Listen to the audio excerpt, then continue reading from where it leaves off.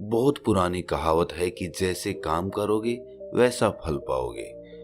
इस बात में कितनी सच्चाई है, शायद इसका जवाब हम किसी के पास नहीं होगा, क्योंकि हमने इस पर कभी प्रयोग करके देखा ही नहीं।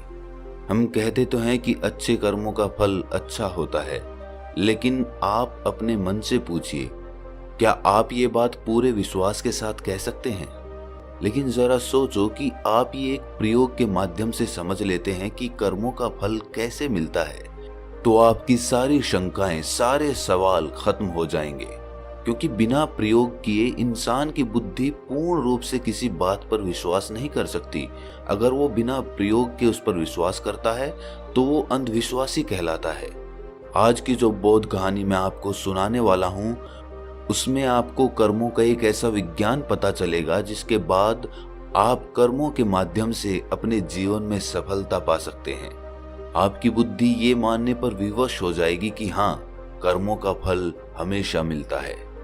इससे पहले कि आप इस कहानी में खो जाएं, इस चैनल को सब्सक्राइब जरूर कर लें। तो चलिए कहानी शुरू करते हैं।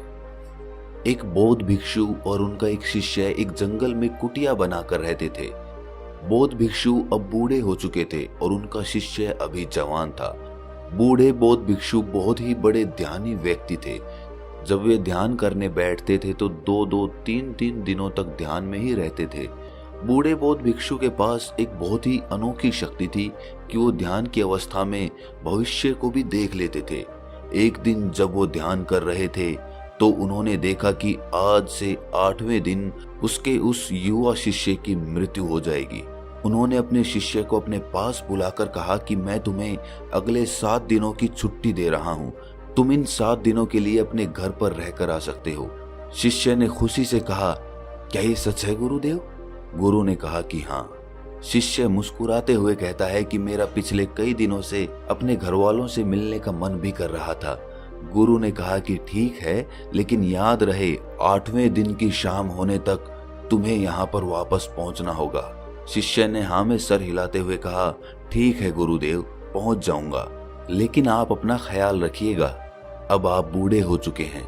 आश्रम का कोई भी काम हो आप उसे मेरे लिए छोड़ देना, मैं वापस आते ही उसे कर दूंगा।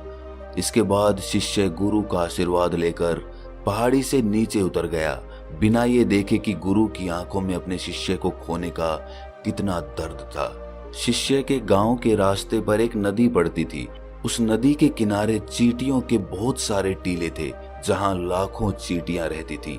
उनमें से कुछ चींटियां लगातार टीले के अंदर जा रही थी, वहीं कुछ चींटियां बाहर आ रही थी, जिससे कुछ चींटियां एक दूसरे से टकरा जाती थी और अपना रास्ता बदल लेती थी। ये सब देख उस शिष्य को बड़ा आनंद आ रहा था। वो कुछ देर वहीं पर खड़ा होकर उन चींटियों को देखता रहा। फिर अचानक उसका ध्यान उस नदी की तरफ गया। उसने देखा कि नदी का पानी धीरे धीरे बढ़ रहा है, जिससे नदी से उठने वाली लहरें चींटियों के टीले के पास पहुंच सकती है, जिससे ये लाखों चींटियां बेवजह मारी जाएंगी। ये सोचकर उसने तुरंत ही अपने ऊपर के कपड़े उतारे और उसमें मिट्टी भर के चींटियों के टीले के चारों तरफ एक घेरा सा बना दिया। साथ ही उसने बड़े ही कलात्मक तरीके से मिट्टी को काटकर एक छोटी सी नाली बना दी, ताकि लहरों से आने वाला पानी नाली के माध्यम से वापस नदी में चला जाए। इसके बाद वो नदी पार करके अपने घर चला गया। अपने घर पहुंचने के बाद उसके 8 दिन कब बीत गए उसे पता ही नहीं चला। 8वें दिन उसे याद आया कि आज शाम तक तो गुरुजी ने आश्रम में वापस लौटने का आदेश दिया था। उसने उसी रात अगली सुबह आश्रम के लिए निकलने हेतु सारी तैयारियां कर ली थी। सुबह होते ही वो आश्रम के लिए निकल पड़ा। उसे उम्मीद थी कि शाम होने से पहले वो आश्रम में पहुंच जाएगा। शाम हो चुकी थी।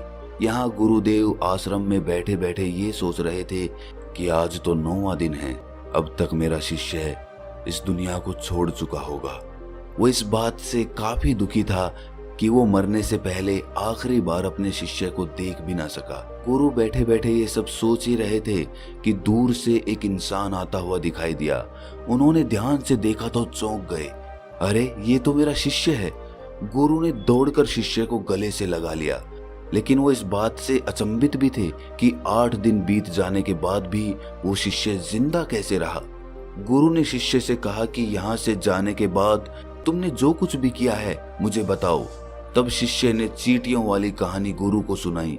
कहानी सुनते ही गुरु को ये समझते देर ना लगी कि शिष्य ने लाखों चींटियों की जान बचाई थी और उसके इसी कर्म का परिणाम है कि शिष्य को एक लंबा और एक खुशहाल भरा जीवन प्राप्त हुआ है।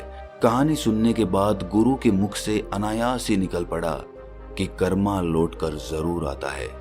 शिष्य को गुरु की इस बात का मतलब समझ नहीं आया, इसीलिए उसने गुरु से जब पूछा तो गुरु ने उसे सारी बात बता दी। इसके बाद उस शिष्य के मन में एक सवाल उठा। उसने अपने गुरु से पूछा कि गुरुजी, जब आप ध्यान में सब कुछ देख चुके थे और आपको ये पता था कि कर्म इस तरह काम करते हैं, तो आप मुझसे पहले ही कोई अच्छा कर्म करा सकते थे ताकि मेरी मृत्यु टल जाती। आपने ऐसा क्यों नहीं किया? मैंने तो अनजाने में ही उन चींटियों की मदद कर दी थी, जिसके परिणाम स्वरूप आज मैं आपके सामने जिंदा हूँ। लेकिन यही काम आप मुझे बताकर भी करवा सकते थे, आपने ऐसा क्यों नहीं किया? ये सुनकर गुरु ने मुस्कुराते हुए कहा कि भंते, कि जब भी कोई कर्म बिना लालच के किया जाता है वही असली कर्म कहलाता है। जिस कर्म में तुम्हारी कोई इच्छाएं नहीं जुड़ी होती, कुछ पाने के लिए वो काम नहीं किया जाता, ऐसा काम ही फलीभूत होता है और वही कर्म कहलाता है। अगर मैं तुम्हारी मृत्यु को टालने के लिए तुम्हें ये प्रक्रिया करने के लिए कहता तो तुम वो कर्म किसी मकसद को पाने के लिए करते, और जब तुम उस मकसद को पाने के लिए करते तो उसमें तुम्हारा लालच जुड़ जाता, जिसके परिणाम स्वरूप तुम्हें उस कर्म का पूरा लाभ नहीं मिल पाता।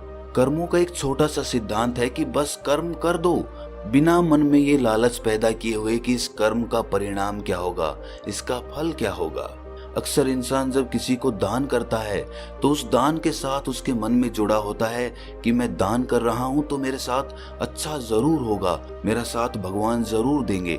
और जिंदगी में बहुत सारे कर्म हम इसी तरीके से करते हैं, जिसके परिणाम स्वरूप हमें उस कर्म का पूरा लाभ नहीं मिल पाता, और बाद में हम ये सोचते हैं कि कर्म तो काम ही नहीं करते, कर्मों के सिद्धांत तो मिथ्या हैं, झूठ हैं।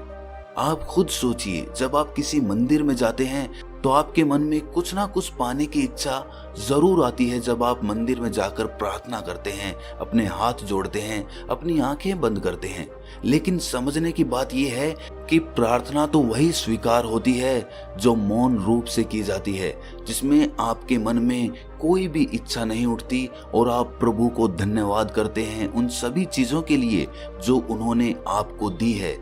इंसान को मंदिर में भिखारी बन के नहीं, राजा बन के जाना चाहिए, ताकि आप मौन भाव से परमात्मा का धन्यवाद कर सकें। लेकिन ऐसा प्रयोग करना है थोड़ा कठिन। जब भी आप कोई काम करेंगे तो आपके मन में उसका फल जरूर आएगा। आप जरूर सोचेंगे कि मैं ये काम कर रहा हूं तो मेरे साथ ये अच्छा होगा। इसीलिए ध्यान करते हुए अपने मन को मौन बनाएं, अपने मन को शांत बनाएं और वर्तमान में रहकर बिना भविष्य की चिंता किए हुए कर्म करते जाइए। आपको फल जरूर मिलेगा, लेकिन आपको उस फल के बारे में सोचने की जरूरत नहीं है, वरना तो आप गलत दिशा में फंस जाएंगे। तो दोस्तों, कैसी लगी ये कहानी आपको कमेंट सेक्शन में जरूर बताना, और अच्छी लगी तो इस चैनल को सब्सक्राइब जरूर कर लेना। तो मिलते हैं अगली कहानी में, तब तक के लिए अपना ख्याल रखें।